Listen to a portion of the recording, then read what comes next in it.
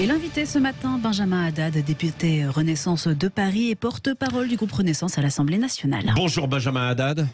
Près de 30% des stations à sec, comment s'en sortir? Le gouvernement va-t-il utiliser l'arme du 49.3 aussi à l'Assemblée nationale pour le budget? Les retraites, le gaz algérien, on en parlera aussi, la marche de Mélenchon le week-end prochain. Autant de questions que nous allons essayer d'aborder. Avez-vous d'abord bon espoir que la situation s'améliore dans les stations essence? Parce que le gouvernement a-t-il les moyens vraiment de pression sur les négociations pour les salaires? Alors, la priorité du gouvernement, c'est de faire en sorte que les gens puissent avoir accès à l'essence naturellement. Et donc, le gouvernement est extrêmement vigilant. Il y a des mesures déjà qui ont été prises, par exemple la libération des stocks stratégiques qui nous permettent de tenir 90 jours pour alimenter la chaîne d'approvisionnement, augmentation des importations notamment venant via la Belgique, puisqu'on sait que ces manques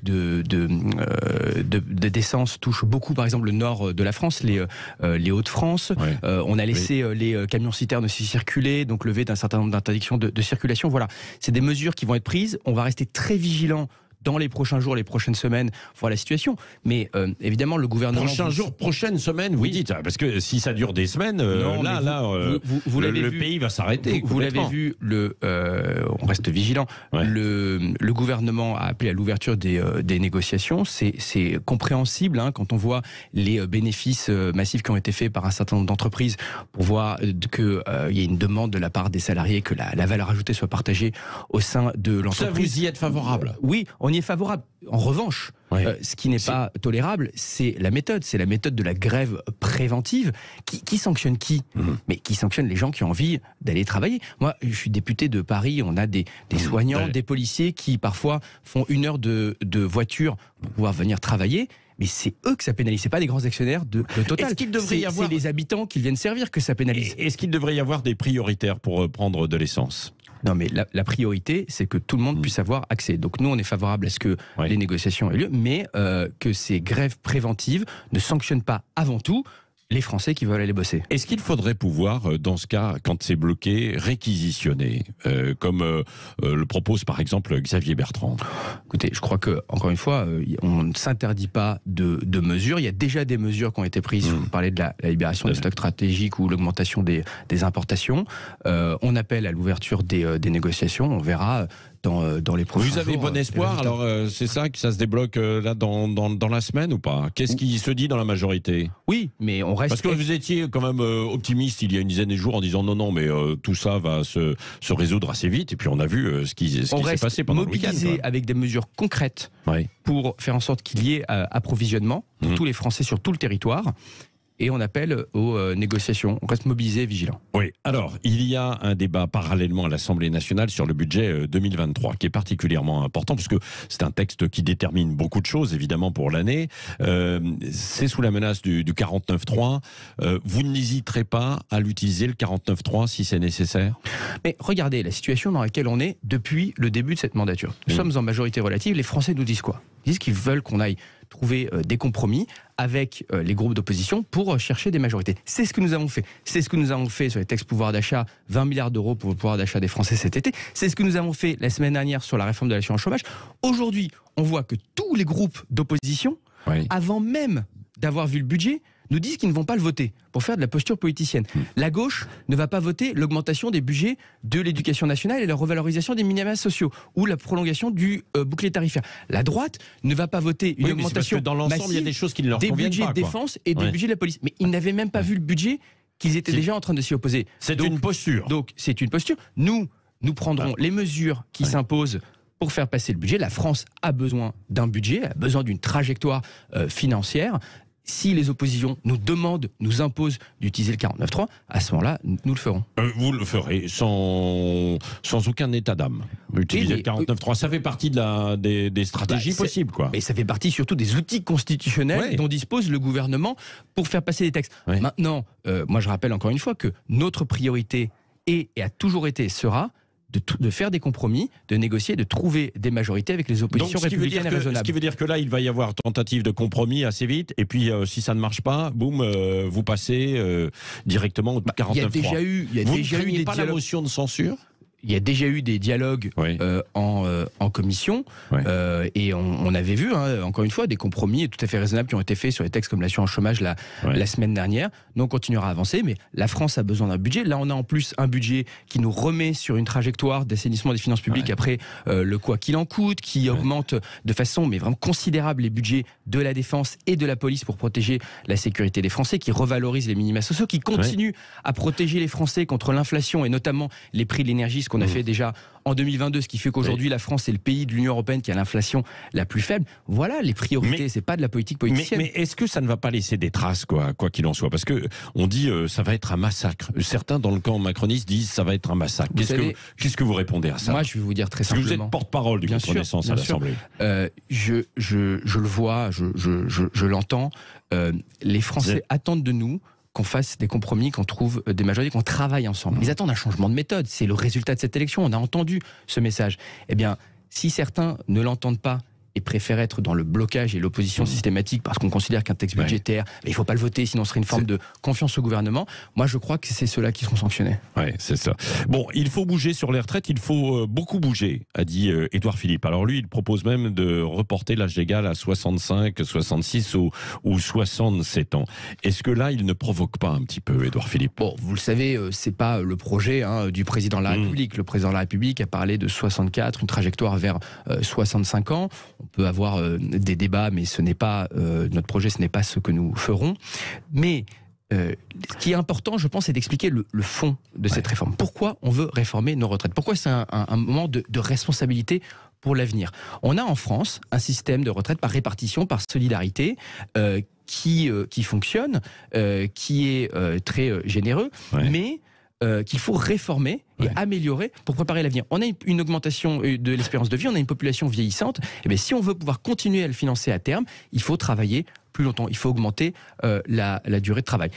Si on veut aussi l'améliorer, c'est-à-dire prendre en compte la pénibilité, les carrières longues et les carrières hachées, les inégalités entre les hommes et les femmes. Il ne faudrait pas forcément que ce soit uniforme, quoi. C'est-à-dire qu'il peut y avoir des départs selon les catégories. Absolument, bien sûr. Mais ça fera partie de la concertation qu'on va avoir dans les prochains mois. On l'a dit depuis le début que les carrières hachées ou la pénibilité, on voulait prendre en compte que l'objectif aussi, c'est de revaloriser les retraites, notamment les petites retraites, d'avoir une retraite minimum à 1100 €. Mais pour cela, il faut réformer notre système. Dire l'inverse, c'est de la démagogie. Ceux qui disent qu'on peut revenir à 60 ans, mais tout le monde sait que c'est impossible. Oui. Il suffit de regarder d'ailleurs ce qu'ont fait tous nos voisins européens qui, eux, ont augmenté l'âge de départ à la retraite. Oui, bon, sauf que les Français sont à 70% contre un report de l'âge légal. Donc ça ne va pas dans votre sens. Mais vous savez, moi je crois que le président de la République, moi j'ai vu beaucoup de campagnes présidentielles où on faisait des campagnes souvent très populaires et démagogiques. Là, le président de la République a été très clair, il a fait campagne dessus, ça a été un sujet majeur de la campagne, il a dit nous augmenterons l'âge de départ, nous ne reculerons pas. Bon, la visite d'Elisabeth Borne aujourd'hui en Algérie avec une quinzaine de ministres, quel est l'objectif? C'est le gaz algérien notamment ou c'est l'affaire des visas qui empoisonne peut-être les relations diplomatiques entre les deux pays? Il y a beaucoup de sujets bilatéraux, vous avez raison. Il y a la relation énergétique avec l'Algérie, en particulier dans un contexte de tension avec la Russie, où la Russie est en train de couper le gaz. Notre devoir, c'est de diversifier les sources d'approvisionnement pour la sécurité énergétique des Français et des Européens. Il y a cette question, effectivement, des visas, et notamment suite aux mesures que nous avons prises pour que nos partenaires prennent leurs responsabilités avec les laissez-passer. Lorsqu'on a des obligations de quitter le territoire français, d'immigrer en situation clandestine. Et là, les choses n'ont pas bien évolué. Là, les choses ont évolué. Il suffit de regarder les chiffres. Les chiffres sont en nette augmentation cette année sur les obligations, sur l'exécution des obligations de quitter le territoire français, les fameuses OQTF. Et puis après, je crois que, vous le savez, c'est un chantier important du président de la République, c'est la réconciliation aussi avec l'Algérie. Nous avons une histoire partagée qui est douloureuse. Nous avons travaillé avec des experts, des historiens aussi, comme Benjamin Stora, pour confronter notre passé, pour penser un certain nombre de plaies. C'est un travail qui est difficile. C'est un travail pour lequel le président s'est personnellement investi. Il a eu une visite qui a été un succès très récemment. Maintenant, on a une grande partie du gouvernement qui y va. Mitigé pour certains. Non. Quand on voit les résultats, il y a eu des récupérations politiciennes. Mais en réalité, quand on voit les résultats concrets, c'est un succès. Et c'est un chantier, je crois, qui continuera à se faire. Et là, il faut aller chercher le gaz. Et là, il faut aller chercher le gaz.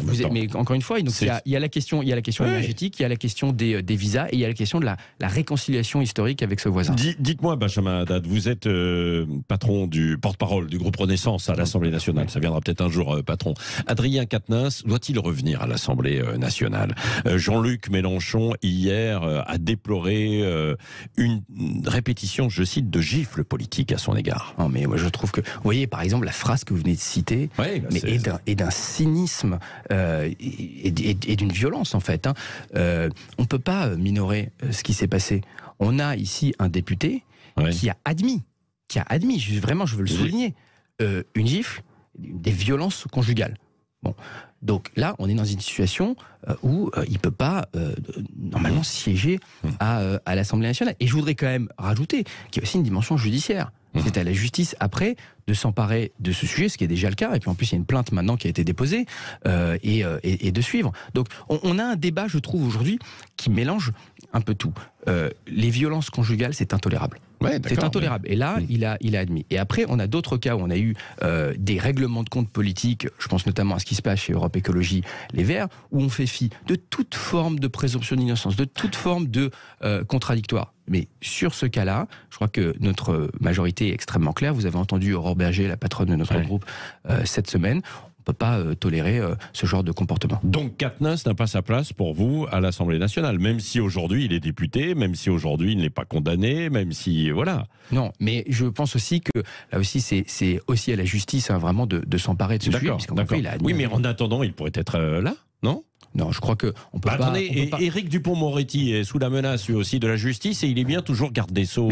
Deux poids, deux mesures, non, Benjamin Haddad, non ? Pas du tout. Mais attendez, là vous avez un cas où quelqu'un a admis ouvertement un délit qui est une violence conjugale. Mais dans l'autre cas de figure, il y a la justice qui enquête sérieusement. Dans l'autre cas de figure, la présomption d'innocence s'impose. Et puis, pas là cette fois. Et puis, je voudrais quand même qu'on soit capable de pas... Là, une fois de plus, on va pas mélanger tous les cas. Quand on regarde ce qui se passe avec Éric Dupond-Moretti, on voit bien qu'il y a aussi une instrumentalisation politique de la justice avec le syndicat de la magistrature qui avait clairement décidé de déclarer la guerre au ministre. C'est pas au syndicat de la magistrature de choisir son ministre. Non, il a suivi une procédure régulière et on a là le syndicat de la magistrature qui déclare la guerre. Donc faisons très attention aussi à l'instrumentalisation politique de la justice dans notre pays. Bon, dites-moi, est-ce que vous avez retenu la leçon, le slogan de la campagne de la sobriété? Vous l'avez en tête ou pas? Dans la petite phrase. J'ai plus le.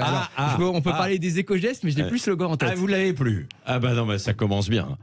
Donc c'est aujourd'hui. Je baisse. Allez, je vous dis le premier. Je baisse. Oui. Non, allez-y. Donc vous l'avez pas retenu. Bon, je baisse, j'éteins, je décale. Je baisse, j'éteins, je décale. Vous allez le répéter à tous vos collègues à l'Assemblée nationale. Vous savez, je crois que le slogan est peut-être pas très bien choisi. Je crois que c'est très important parce qu'il y a des mesures que vont prendre les administrations, les entreprises, les ménages. D'ailleurs, je dirais qu'il y a un changement d'habitude de consommation durable. C'est pas que pour cet hiver lié aux tensions géopolitiques et au prix de l'énergie. C'est aussi la façon dont on se prépare à la transition écologique de plus long terme avec le réchauffement climatique. Mais tous les petits gestes, vous voyez, moi je suis venu à pied ce matin, là, j'habite pas très loin, mais je prends le métro le matin, et c'est vrai que même la façon dont on s'habille, même le chauffage, tout ça, ces petits éco-gestes, vous éteignez et vous décalez. Je baisse, j'éteins, je décale, vous le direz 10 fois avant d'aller à l'Assemblée nationale. Merci Benjamin Haddad, député Renaissance et porte-parole du groupe Renaissance à l'Assemblée nationale, d'avoir été l'invité ce matin de Sud Radio. Merci à vous.